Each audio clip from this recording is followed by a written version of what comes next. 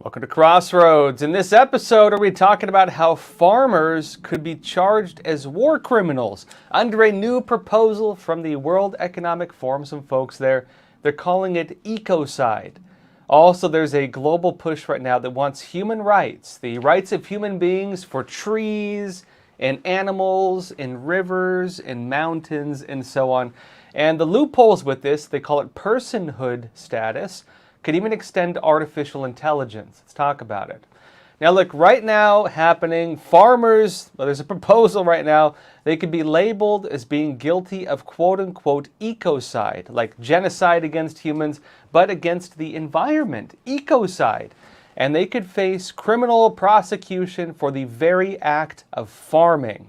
Now, this was among the more controversial positions. It was expressed by a participant at the recent 2024 World Economic Forum in Davos, but it ties into an existing debate around the world on so-called personhood status, which you may not have heard of, but this is actually a pretty big debate right now. Personhood status. Look, already there is a growing movement to give human rights, the rights that you and I enjoy, the protections of our life, our liberty, and the pursuit of happiness, and extending that to giving those same protections to plants, to animals, to rivers, to mountains, to everything else, including even robots and artificial intelligence. And as you would imagine, this is raising some concerns over what it means for the value of human life, not to mention the very basic ways we live. What happens if you can't eat a plate of food without being called out for genocide? And what does it mean? Well, I can tell you right now, this does tie into the future of bioengineered food and things like that, which is, of course, part of the takeover of America's farmlands. And also it brings up a big issue that if everything is treated on the same value as a human life, then what is the value of a human life? Let me show you this first. Breitbart says the International Criminal Court should add ecocide to its brief alongside genocide, crimes against humanity, and war crimes to criminalize the side effects of farming, fishing, and energy production. A green activist argued during the annual World Economic Forum meeting in Davos, Switzerland. The ally of Greta Thunberg, the CEO of Stop Ecocide International, Jojo Mehta, demanded during a WEF Davos panel called Where Nature Meets Conflict on Tuesday that a new international criminal category of quote-unquote ecocide to prevent the mass damage and destruction of nature, should just be enacted. And this woman, Mehta, who co-founded Stop Ecocide back in 2017, alongside the late green legal activist Polly Higgins, said at the Globalist World Economic Forum meeting, quote, "What our organization and other collaborators aim to do is to have this recognized legally as a serious crime, because one of the issues that pervades this discussion is that we have a culturally ingrained habit of not taking damage to nature as seriously as we take damage to people and property." Now, I know what you might be thinking. Yeah, that's just the crazies over at the World Economic Forum, and that's just one panel. That's one panel. It does not necessarily mean they're ever going to do it. How could they possibly try to criminalize the act of cutting down a tree or pulling up a plant or, maybe farming for some kind of, corn or tomatoes or something like that? How could they make it illegal? How could they protect these things using the crimes of genocide if you kill too many dang plants? Well, I'll tell you right now, it sounds far out, but there's actually already programs in place on this. In fact, it adopted into the laws of some countries in the world currently as we speak. There are laws on this already. Now, the debate on this is what's framed as personhood. That's one of the things they call it. And this is being proposed right now. Remember, this individual says, we're trying globally to do this. It sounds crazy, right? But it's being proposed and taken seriously as a way right now to grant human rights status to plants, animals, and again, even artificial intelligence. You turn off your little creepy robot, well, maybe you killed it, and you're guilty of, I don't know if they call it ecocide, but guilty of the killing of a life of an artificial intelligence. Under this system that they're pushing right now, killing a plant Killing an animal would be similar to killing a human being. And even, again, artificial intelligence could be granted legal protections through this. In fact, it's already being done in some cases using some legal loopholes. Now, this is The Guardian talking about some of these existing programs and the push to extend it. This was in October of 2022. And they said this: granting legal rights and protections to non-human entities, such as animals, trees, and rivers, is essential if countries are to tackle climate breakdown and biodiversity loss, experts have said. The authors of a report titled Law in the Emerging Bio-Age say legal frameworks have a key part to play in governing human interaction with the environment and biotechnology. Ecuador and Bolivia have already enshrined rights for the natural world, while there's a campaign to make ecocide a prosecutable offense at the International Criminal Court.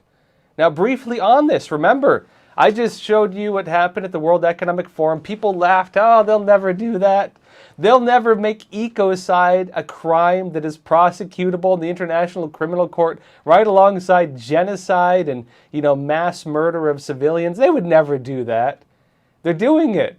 They're pushing it right now. In fact, again, in Ecuador and Bolivia, they've already put these rights in place, protecting the quote-unquote natural world. And as part of this push, the report for the Law Society, the professional body for solicitors in England and in Wales, while they're exploring how the relationship between humans and Mother Earth might be recalibrated in the future. Now, it quotes this individual, Dr. Wendy Schultz, a futurist and report co-author, who said this, quote, "There is a growing understanding that something very different has to be done if our children are going to have a planet to live on that is in any way pleasant, much less survivable. So this is an expanding trend. It is happening as fast as any of us would want? Possibly not, which is why it's important to get the word out." Now, are you hearing this? This is not some crazy, we're going to fight the farting cows type thing. Well, it includes that. This is not some crazy thing out there. Remember, for example, when the Green New Deal was proposed, AOC was like, we're going to stop the farting cows. That was actually in the report, by the way, in the first draft. We have to tear down and rebuild every building in the entire United States. We need to do all these things to save ourselves from the genocidal potential of a great disaster brought upon us by our poor living habits, by greenhouse gases, by driving cars, by just living your normal life and eating the food on your plate, because all that food and all those farmers, they're generating greenhouse gases. They created an enemy everywhere in the world. Now, communism has always done this. There's always an external enemy. It's the kulaks. It's the wealthy peasants. It's the intellectuals. It's the landowners. Hitler said it was the Jews, right? They always had an enemy that they focused the entire population on and then used that narrative to reform and redo and restructure the entire society, to launch their revolution, to bring about the change they wanted, to justify their actions of seizing the means of production from the common man and placing it under a new social structure that's not doing it to persecute you or to carry out genocide, but instead to protect you from the disaster and the people they say wish to harm you.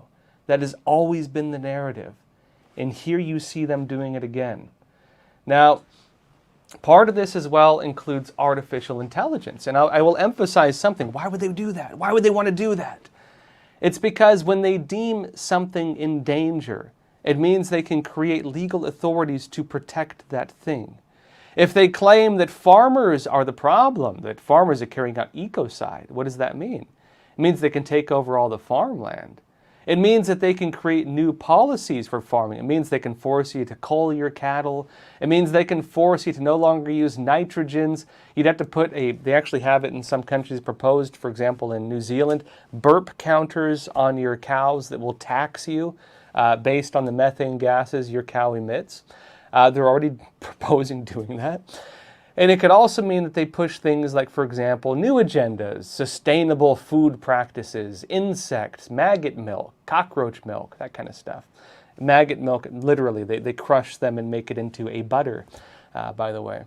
And of course, that is one of the proposals for the new world, freed from the abuses and the darkness of the past. And this is how they're doing it. Let me show you what they're doing on the AI front, which means also they could extend these laws over technology.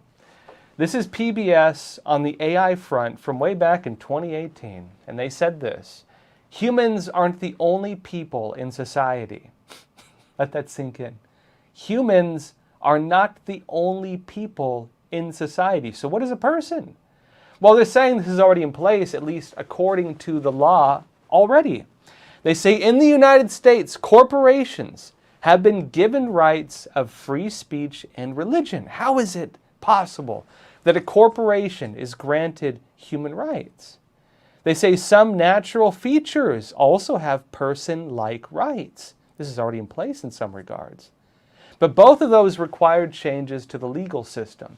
A new argument has laid a path for artificial intelligence systems, AI, to be recognized as people too, without any legislation, court rulings, or other revisions to existing law. In other words, there are loopholes within the existing legal system to already enact these types of protections. Now they note, legal scholar Sean Bayer has shown that anyone can confer legal personhood to a computer system by putting it in the control of a limited liability corporation, an LLC, in the United States, and if that maneuver is upheld in courts, artificial intelligence systems would be able to own property, sue, hire lawyers, and enjoy freedom of speech and other protections under the law. In my view, according to this author, human rights and dignity would suffer as a result. Now, briefly on that, what they're saying, look, they're talking about ecocide and genocide and killing plants. Maybe a hunter would be called a serial killer. Maybe a fisherman would be called a serial killer. Maybe a farmer would be called, would be framed as like Hitler because he just kills so many plants when he harvests the food every year. If they're able to do this, if they're able to extend laws creating LLCs, limited liability corporations, under the great Corporate Reform Act we had way back when, this would enable them to extend legal rights, freedom of speech, freedom of legal representation, the ability to sue to these entities. Understand as well that if you create an LLC, you have to have boards of directors, you have to have other individuals on it, which means you would have other, of course, human entities, actual human beings, representing those protections and those rights that guard the rights and protections of all these things they decide to grant these to. Which means that, while maybe a stalk of corn is not going to sue the farmer, well, the individuals, the crazy eco-terrorists, whatever the heck you want to call them, who decide to form the LLC alongside that stalk of corn, they can sue. And of course, they can even bring criminal charges if the life of this entity is then harmed. And think of what that means as well for AI. If one of these companies decides to grant personhood status to AI, they note here that giving AI, artificial intelligence, rights similar to humans involves a technical lawyerly maneuver, meaning through a weird legal system. They say it starts with one person setting up two limited liability corporations, companies, LLCs, and then turning over control of each company to a separate, autonomous, or artificially intelligent system. In other words, the AI is not going to do it itself. The stalk of corn is not going to do it itself. The fish or the deer is not going to go and create an LLC, right? But the crazy eco-maniac might register two LLCs. They'll do it themselves. And then they'll say, I defer the control of this LLC to this deer that we found in the forest, that we captured and put a little tag on its ear so we could identify it. And this deer, this wild animal, has now been endowed with the rights bestowed upon it through an LLC. And that is how they want to do it. And they could, of course, do this as well for a computer, for a non-living entity, something that doesn't even live or breathe or eat like an artificial intelligence. Now, imagine if you're out and about and some very creepy, guy has a big, robot sex doll, and you accidentally trip and, something happens and you accidentally destroy the man's robot sex doll. He could say, You killed a human being. You're guilty of manslaughter because I deferred human rights upon this crazy sex doll I have. And you could stand trial for the murder of this doll this man purchased by and then gave rights to by creating 2 LLCs and then deferring the rights of those LLCs to his sex doll. Think of the future we're entering as this happens. Now it notes here, right, that after all this stuff, they add each company as a member to the other LLC and so on, right? Because what they do, again, they register 2 corporations, they defer the rights to an individual or to a non-individual, an animal or a plant or an AI. Then the person would add each company as a member of the other LLC. It takes a little bit of a legal maneuver. And they note here that in that last step, the person would withdraw themselves from both LLCs, which would then leave each LLC, a corporate entity with legal personhood, governed only by the other's AI system. And of course, if you understand the way that corporate structures work, where you can have different ownership tiers, there's a lot of stuff you can do with that. Now, there are other issues in all of this. Some environmentalists, they want protection, personhood status for rivers, for forests. Some of these things are geological features. Maybe a mound or a mountain or something else. There's even proposals to grant this for entire, entities. For example, not a single tree, but as I mentioned, like an entire forest. And if you understand the way that even mycelium growth might create an interconnected entity, they can use that as well. Of course, which would make it so you can't even do much in the entire landmass because of the mycelium growth. If you understand that in some areas, like redwood trees, they're interconnected through their roots. And you could have one giant living entity that is untouchable. It has been granted the rights of a human being. And they believe they can do this for other things because, again, it gives them protection, similar to what you and I enjoy. Other people want personhood status for animals because they view them as lives. And of course, when it comes to artificial intelligence, well, look, we can watch sci-fi movies already out there playing with this idea. What makes us human? What is it that gives human beings the rights of human beings? If you say that it's because we're a living entity, well, animals are living entities, plants are living entities. What's the difference between an animal and a plant if we're all living entities? If you're saying, well, it's because humans are intelligent, well, what does it mean that if a computer can demonstrate what looks like a similar level of intelligence as a human being? We are playing now with the very concepts of what constitutes human life and what defers upon us the value that we believe a human life has. Now, I will say that this is part of the big debate we've been going on with as a society for a very long time. I'll remind you all of a very old, very famous court case, Leopold versus Loeb. Let me tell you it. One of the first incidents of school murder was a case called Leopold versus Loeb, and you had 2 very intelligent young men, extremely intelligent, top of the school, right? And they decided one day to commit the perfect crime. These 2 young men kidnapped, murdered, raped the dead body of one of the younger cousins of one of these men, and made a big mistake where one of them dropped his glasses, which was a very rare prescription, and the glasses were then used to track it back to the individual, and both of them stood trial.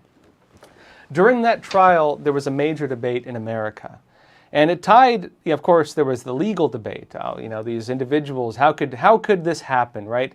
These 2 extremely intelligent, very, young men with probably very bright futures from wealthy homes who should have had no reason to commit a crime like this. Why would they do it? And the argument that was raised during the court and socially in the United States at the time was very interesting. They said that schools are teaching kids that there is no God. Schools are teaching kids that there is no soul. If there's no God and no soul, then why should they care? If there's no afterlife, no consequence for evil, then who cares? What does it matter? If you can get away with a crime, why not commit it? And it raised the question of what is good and what is evil if children are taught that there is no such thing as good and evil. Now, this ties, of course, into the question we're now grappling with, because I'd say the answer to these questions, what's the difference between a human and an animal? What's the difference between, an AI system and a human being? If an AI system is intelligent, right, it's smart, it can do math faster than us, it can pull up documents and legal papers and books faster than we can, it can create art and movies and all kinds of things. How is it different from us? Well, it's not different unless you believe in the existence of the human soul. And that's the key difference. We have reached this stage as a society because we've cheapened the value of human life. We have degraded the value of human life. And when people no longer believe that the human life has some kind of God-granted rights, that we have rights given to us by God himself, which is, of course, the basis of the Declaration of Independence and the basis of the concepts of human rights, notably in the entire liberal world order that we live under. The entire system whereby we believe the nature of government is to guard our God-given rights and not for us to serve some tyrannical leader. If we cheapen this, then that entire system is what's at risk. Now, again, folks, we have a lot of stuff going on right now with this, and, we have things that, like, identity politics. Kids can identify as cats and dogs now. A grown man can say that he identifies as a deer, that he's a wild deer, and he can run around the forest dressed like a deer. And you have to call him a deer, or you might get charged with a crime. They can say that they're a horse. There are people, literally as we speak, who identify as horses.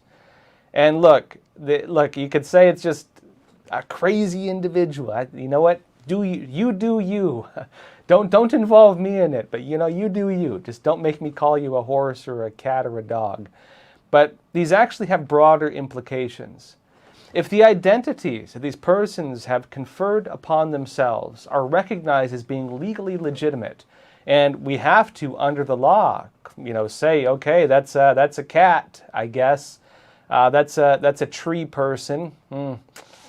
I don't believe it, but I don't want to get thrown in prison. Then it raises the question as well, if a person becomes a cat, if a human being becomes a dog, if a person becomes a tree, then does that mean that the individuals in turn have surrendered their human rights? Because as we know, a tree or a cat or a dog or a deer or a stalk of corn, these things don't have human rights. And so if legally we have to recognize these people as, being what they claim to be, what they identify as, does it then limit them to the rights of a tree or a cat or a dog or a deer? And can you hunt them? Can you take them as pets? Can you cut them down? What does it mean, right? These are the legal questions we're going to start grappling with as this, frankly, general madness and this social insanity that is sweeping the world right now is able to stand. I'd say the underlying question of how do we live as humans if we can't eat plants or animals or use natural resources for our daily lives? What does it mean for us? If they begin conferring rights on, let's say, natural gas, this gas store has been given the rights of a human being through a wonderful LLC. We have registered a corporation that this natural gas deposit is now protected with basic human rights, and you cannot touch it. You can't harm it, or this natural gas deposit will sue you, or at least on behalf of the lawyers who are guarding it, who are the craziest individuals known to man, right? What does it mean for human beings if we are no longer allowed to use the natural environment as the basis to sustain our lives?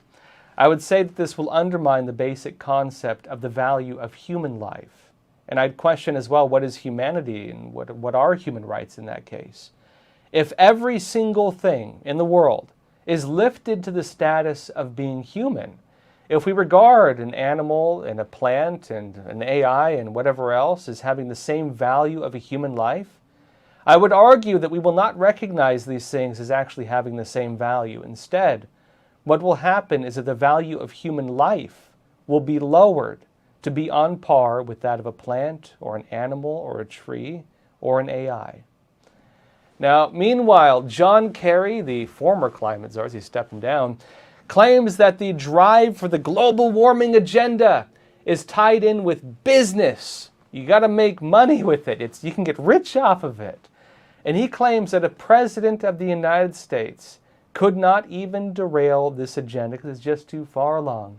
I'll be talking about this and more topics, including going to the Q&A after the break, though. So for those of you on YouTube, Facebook, Twitter, this time again, join us on Epoch TV, EpochTV.com, where again, we do the full episodes of the Q&A. We have a lot of great documentaries and special features.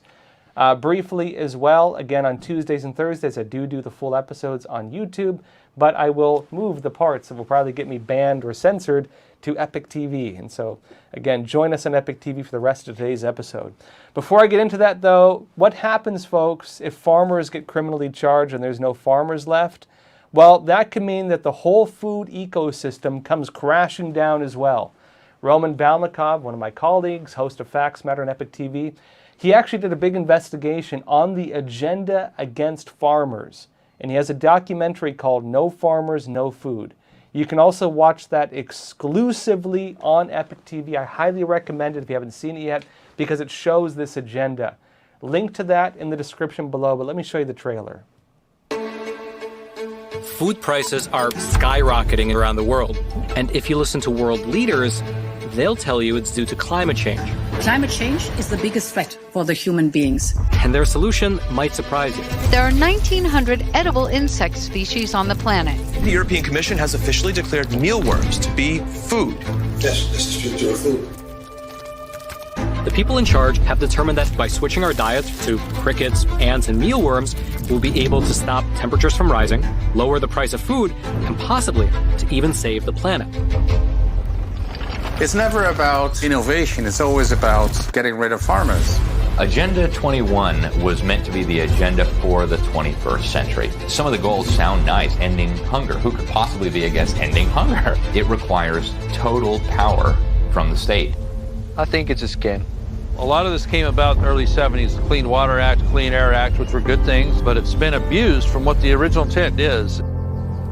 No, maybe not this one. Not a farm anymore. No, there's also not a farm anymore. So all these people shut down because of the government policies? Yeah. I'm the 6th generation of farmer. Yeah, I'm the 4th generation. How many years have they owned this plot of land? 40 years. I think we're the last generation. They're shutting down the small and middle-sized family-run farms. We either own property or we are property. I don't think we can trust the government anymore because they want the land. And our founding fathers understood that the land would be distributed among the people so they could always control their government.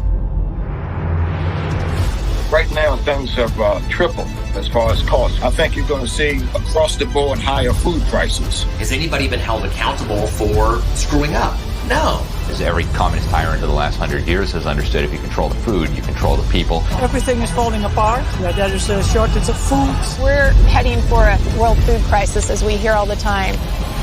Do you see any hope for the situation? Yeah, we have to continue fighting for it. No farmers, no food. They will know it.